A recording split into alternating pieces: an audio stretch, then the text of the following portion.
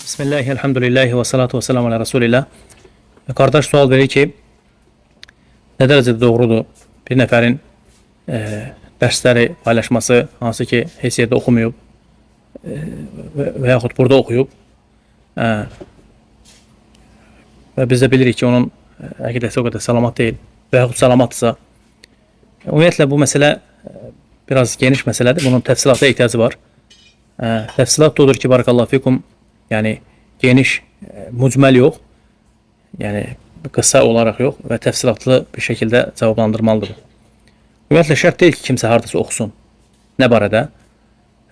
Şərt deyil ki, kimsə Məkkədə, Mədinədə, Yardaniyada, Misirdə, digər ölkələrdə oxusun, elm tələbəsi olsun. Ola bilsin ki, insan olduğu yerdə də oxuyub elm tələbəsi ola bilər. Hansı ki, tələbələrin yanında, misal üçün, biz o qədər qardaşlar tanıyırıq ki, Allahümə bərik, maşallah. Onlar heç Azərbaycandan çıxmayıblar, amma ki, burada tələbələrin yanında müəyyən bir səviyyə satıblar. Yetərincə ərəbcələri var, yetərincə fıqıhları, Quran əzbərləri və digər şəri elmləri. Bu birinci məsələ. İkinci məsələ, yaxşıdır ki, insan gərək, belə sizi başa düşürəm, siz nə edirsiniz? Yaxşıdır ki, insan özünü yerini bilsin də. İmam Şafi rahiməhullah deyir ki, Allah o qula rəhm etsin ki, yerini bilirdir. Yerini bilən qulu Allah Subhanahu uzaldır. Yerini bilən qulu Allah Subhanahu uzaldır. Amma qaldı ki, danışmaq məsələsinə, dərs vermək məsələsinə həqiqətən də o insanın faydası varsa, müsəlmanlara istərsə danışığında, istərsə dərslərində belə deyək də, şəriəti yaxşı bilirsə, kitab-ı sünnəti yaxşı təbliğ edirsə, nə yaxşı, elhamdülillah. Lakin əksidirsə, Allah qorusun. Ümumiyyətlə, oraya gələcəm inşallah. Ümumiyyətlə, baxın, Əhməd ibn Həmbəl rahiməhullah deyir ki, ashabuna, deyir ki, bizimdir, dostlarımız, ashabuna, yəni bir mənada bizim cəmaatımız, yəni elm əhlini nəzərdə tutur. Əhəduna yətəkəlləmu ba'də 40. Deyir ki, bizlərdən birimiz deyir, 40 ildən sonra danışırdıq, deyir, subhanallah. Fikir verirsiniz, 40 ildən sonra. Yəni, onlar qorxurdular danışmağa, həqiqət. İndi bizdə, elhamdülillah, belə deyək də, cəmaata görə, cəmaatın bizim səviyyəmizə görə, biz tələbələr, Allah bizi müvəffəq eləsin, hamımızı xeyrə, örgəndiklərimizi, elm əhlindən örgəndiklərimizi əslində nəql edirik insanlara. Heç bir tələbə, mən eşitməmişəm ki, burada desin ki, özümdən danışıram, özümün bildiklərimi. Var mı elə bir qardaş? Yoxdur, Allahıma bərik. Yəni, elm tələbələrdən danışıram. Allah bərəkət versin hamısına.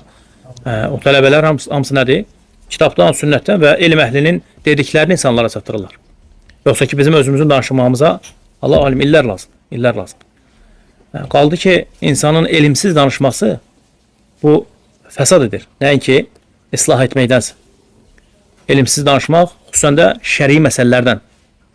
Sizə mən soruşsam ki, qardaş biraz öncə xatırlatdığı kimi, şirkdən böyük günah varmı? Siz bir ağızdan deyəcəksiniz ki, şirkdən böyük günah yoxdur. Elə deyil mi? Hamı bilir ki, şirkdən böyük günah yoxdur. İnnallâhə lə yəğfiru ən yuşrəkə bi və yəğfiru mə dunə dəlikə limən yeşə. Allah buyurur ki, subhanahu teala, Allah ona şərik qoşanı əsla bağışlamayacaq. Lakin ondan kiçik günahları bağışlayacaq. Mən sizə desəm ki, İbn-i Qayyim rahiməhullah deyir ki, şirkdən böyük günah var. Siz təəccüblənərsiniz, bəlkə birinci dəfə də eşitirsiniz. Elə deyil mi? Bilirsiniz nədir? Şirkdən böyük günah Allahın adından elmsiz şəkildə danışmaq. Dəlil nədir? Dəlil Ərəf surəsində ayə var. Qul innəmə harrama rabbiyəl fəvahişə mə zahara minhə və mə batan. De ki, Allah subhanahu teala, Allah zahirdə və gizlidə olan bütün fuhuşları hamısını haram etdi. Zülmü, Allaha şərik qoşmağı, axırda nə deyir Allah subhanahu teala? Və ən təqulu aləllahi mə lə ta'ləmun. Allahın adından bilmədiklərinizi danışmaq. Allahın adından elmsiz danışmaq şirkdən böyük günahdır, Allah qorusun. Bilirsiniz nəyə görə? Allahın adından. Sən bir məsələni deyəndə ki, bu məsələ belədir, deyirsən ki, bu məsələ bu cürə məşru olub şəriətdə. Bu Allahın kitabından sanki danışmış olursun və yaxud Muhammed sallallahu aleyhi ve sellemin adından danışmış olursun. Ona görə nədir? Ümumiyyətlə, hər bir müsəlman, nə ki elm tələbəsi, oxuyan və oxumayan, üzərinə vacib olan odur ki, dilini qorusun. Dilini qorusun, Allahdan qorusun bu məsələyə görə. Bu məsələyə görə Allahdan qorusun. Xüsusən də onda şəri'i elm yoxdur. Şəri'i elm olan tələbələr var, Allahümə bərik, elhamdülillah. Bitirmiş, oxuyan tələbələr var, hansı ki onlar məşhurdurlar, tanınırlar. Elə deyilmi? Onlara yönəlsin söhbətlər, onlardan soruşulsun. Əsl də budur. Bizim əksər problemlərimiz nədir? Subhanallah, məsələləri doğru fəhm eləməməyimiz. Misal üçün, hər hansı bir şəri məsələləri öyrənirik. Soruşanda ki, nəyə görə belə edirsən?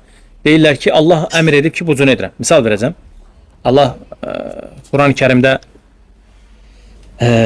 soruşsaq ki, nəyə görə oruç tuturuq Ramazan ayında? Hamımız bu ayəni gətirəcək ki, ya eyyuhəllezine əmənu kutibe aleykumus siyamu kəmə kutibe alellezine min qablikum leallekum tettaqun. Elə deyilmi? Ey iman gətirənlər, sizə və sizdən öncəki ümmətlərə oruç tutmaq vacib olundu. Hamımız bu ayəni gətiririk də bir ağızdan. Yaxşı, nə cür olur ki, bəs soruşmaq məsələlərinə gələndə heç bu aya yadımıza düşmür. Hansı ki, Allah Subhanahu taala buyurur ki, "Fəsəlu əhlə zikri in kuntum la ta'lemun." Əmr edir Allah. Fəsəlu. Fe'l əmrdir. Allah buyurur ki, bilmədiklərinizi bilənlərdən soruş. İbn Abbas və digərləri deyir ki, rahimehumullah, bu ayənin təfsirində əhlə zikr kimdir? Elm əhli. Allah əmr edir ki, elm əhlindən soruş. Bəs nə cür olur ki, yaxşı, bizə lazım olan məsələləri, hansı ki, ibadətlərdir, onları edirik. Deyir ki, ayə var Quran-Kərimdə. Bu da ayədir, o da ayətdə. Allah Subhanahu taala Allah korusun bu cür olan insanları Yahudilərin sifətlərini vəsf edərkən deyir. Necə idi ayədə? Əfətu'minuna bi ba'dil kitabi və tekfuruna bi ba'd. Kitabın bir qisminə deyir, iman edib digər qismini inkar mı edirsə Allah korusun? Fikir verirsiniz, təhlükəlidir. Bu Yahudilərin sifətidir, Allah korusun. Ona görə müsəlman gərək nədir? Ümumi olaraq da Yahudilərin sifətidir. Müsəlman gərək həmişə nə eləsin? Elm əhlinə suallarını yönəltsin və Allahdan qorxsun. Xüsusən də o, siz buyurduğunuz kimi, ərəbcəsi yoxdursa, yəni fıqhı yoxdursa, əqidə elmlərindən heç nə bilmirsə, ən azından, yəni Allaha sığınıram mən bu məsələlərdə, bu cürlə danışmaqdan, ən azından qorxmalıdır, subhanallah. Qorxmalıdır öz nəfsindən. Cəmaatı azdırmaqdan qabaq, özünün nəfsindən qorxmalıdır ki, bir gün o həlak olar, Allah qorusun. Allah daha doğrusu.